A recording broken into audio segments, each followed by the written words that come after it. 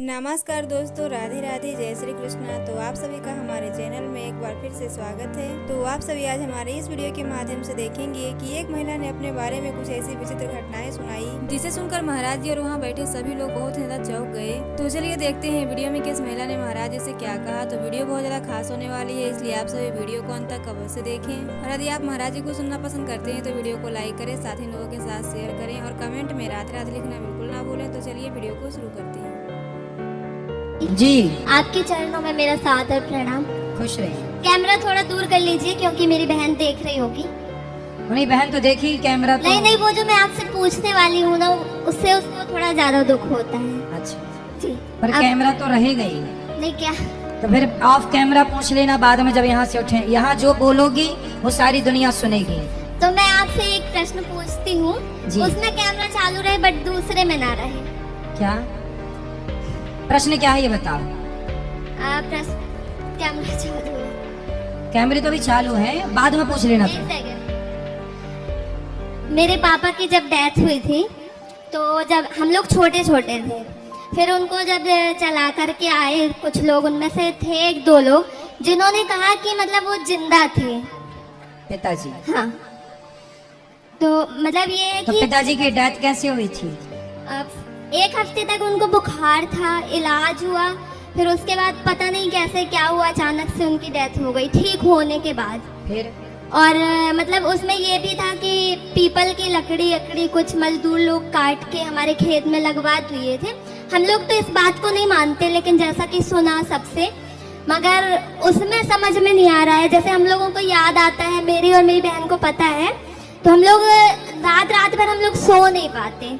प्रश्न क्या है मेरे से, क्या पूछना? कि जिंदा थे, जिंदा रहते हुए, मतलब रात भर तो वो ऐसे मृत शरीर पड़ा रहा हम लोग के सामने, है ना। सुबह जब उनको ले जाया गया, जला के आ गए, उसमें से कुछ लोगों ने कहा कि मतलब जिंदा ही जला दिया गया, वो जिंदा थे। तो आप लोगों ने उनका इलाज नहीं कराया था? वो एम्बुलेंस में थे, ऑक्सीजन बंद हो गया, जो उसमें डॉक्टर था उसने कहा कि खत्म हो गए। अच्छा, डॉक्टर ने कह दिया कि खत्म हो गए। हाँ और वो फिर रात भर घर में रहे भी? हाँ। तो रात भर जब थे तो शरीर में कोई मूवमेंट नहीं हुआ, कोई हिलना डुलना, सांस आप लोगों ने चेक नहीं की चल रही है कि नहीं? नहीं, कुछ नहीं, ऑक्सीजन बंद हो गया था भाई चलो, और ऑक्सीजन रात भर बंद। भी कुछ नहीं हुआ। तो जब रात भर कुछ नहीं हुआ तो फिर वो मृत्यु ही थी ना। आपको ऐसा क्यों लग रहा कि वो जिंदा थे? क्योंकि मतलब हमको नहीं लग रहा, हम्म।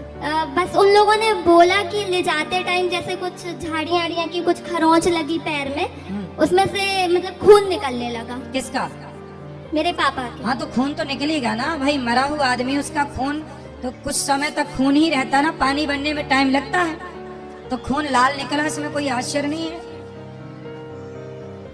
तो मतलब उन लोगों ने जो बोला वो पता नहीं सही बोला कि झूठ बोला। जब आपके पास रात भर थे तो वो मृत्यु थी तब तो थे नहीं, हिलते डुलते कुछ जान होती तो यहाँ पर एक दो डॉक्टरों को और दिखा के कन्फर्म कर लेना था आप लोगों को। अब तो जो बीत गया उस पर तो कुछ कर नहीं सकते। नहीं, उसमें कुछ नहीं कर सकते, लेकिन जैसे हम लोगों को ध्यान आता है तो मतलब 2-4 दिन तक तो माइंड। कितने साल के थे पिताजी आपके? 51। 51। एक दो डॉक्टरों को दिखा लेना था और कंफर्म कर लेते। हो सकता है जान होता है, कई बार ऐसा होता है कि डॉक्टर जिसे मृत घोषित कर दिया वो मरा नहीं होता।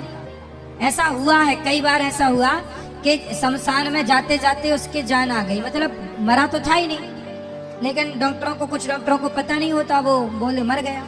ऐसा होता है, इसे हम ना सत्य कहते हैं ना मिथ्या कहते हैं। डॉक्टरों की लापरवाही तो होती है। तो अब जैसे हम लोगों को ध्यान आता है ना, 4-4 दिन तक हम लोगों का माइंड, मेरा और मेरी बहन का, मम्मी और बाकी छोटी बहन है उनको तो हमने बताने ही नहीं दिया, उन लोगों को मना कर दिया, लेकिन मेरी एक बहन है सेकंड सिस्टर, उसका तो हम लोग 4-4 दिन मतलब माइंड डिस्टर्ब हो जाता है। अब देखो, डिस्टर्ब रहने से जरूर बिल्कुल ना होगा। अब जो हो गया अब वो हो गया, अब कुछ हो नहीं सकता, इसलिए आप भगवान का चिंतन करो और माँ को समझाओ कि प्रेम से कथा सुने, आप भी कथा सुनो, प्रेम से रहो। वो ये तभी हो सकता था जब वो घर पे थे, अब तो मृत्यु हो गई, जल गए सब, अब क्या हो सकता, अब कुछ नहीं। इसलिए अब पश्चाताप करने से भी ना कुछ मिलना सिवाय दुख के, इसलिए उन बातों को भूल जाना सही है। जी, राधे राधे गुरु जी।